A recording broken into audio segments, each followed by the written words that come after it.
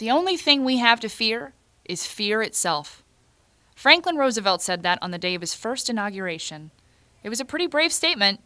He was becoming president in one of the worst years to ever become president. Smack dab in the middle of the Great Depression, he was staring down the barrel of a tanked economy. And he thought the only thing to be afraid of was fear? Actually, anyone who suffered an intense phobia knows that the fear of something can easily be more crippling than the thing itself. This week, we took a viewer suggestion from Dylan, who wrote in about his fear of learning how to drive. Well, Dylan, today we're going to walk you through a 5-step method for conquering your fear. Are you ready? Fear isn't entirely a bad thing. In fact, it's a biological response that keeps us from climbing into lion pits at the zoo and doing other similarly stupid things. However, when you don't address your fears, they can mess with your confidence. They can keep you from accomplishing the things that you want to do, and even take a toll on your mental health. We're going to show you how to face those fears head on. Pause and print this Wellcast worksheet. Step 1. Put your fear under a microscope. Trying not to think about the thing you're scared of is about as easy as, ignoring a nasty paper cut. You can do it until you accidentally get lemon juice in it. Instead of ignoring those thoughts, examine your fear completely. In your Wellcast journal, write down exactly what you're afraid of and how this fear makes you feel. What are the physical side effects of feeling this way? What are you missing out on because of this fear?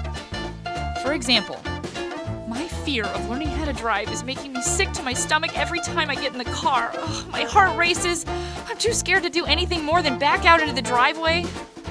I'm never going to get my license. Step 2.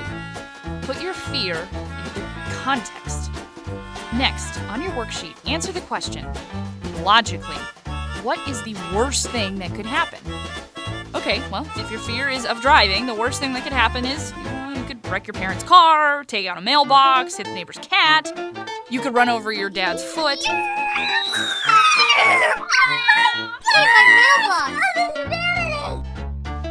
Okay, look, the fact that you're even nervous about driving shows that you're taking this seriously. So good for you. You're on the right track. Now let's do something to tackle this fear. Step 3, rationalize. Okay, look at what you just wrote down. What are the odds of that actually happening? Well, not huge. The odds of dying in a car crash are roughly 1 in 11,000. You're statistically as likely to get injured by a toilet, or struck by lightning, or win an Oscar. In fact, you're twice as likely to die riding a bike as you are driving a car. Teenagers have been learning how to drive since the horse and buggy went out of style. Sure, accidents happen, but know that fear often comes from the right side of your brain. The emotional side. Force this fear over to the left side of your brain and take time to think logically about your situation. Step 4. Force yourself to physically relax. Stretch. Take long, deep breaths. Get your breathing steady and your blood pressure down. Try to release any tension you're carrying in your body.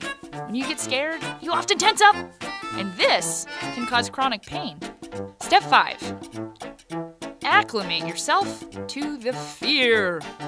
It's cliche, but sometimes the best thing to do is face your fear and try to get used to it. Usually, the more often you do something, the less scary it gets.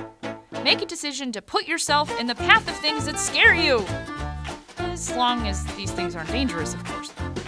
All right, Wellcasters, to recap. Today we covered coping with our fears. Step 1, put your fear under a microscope.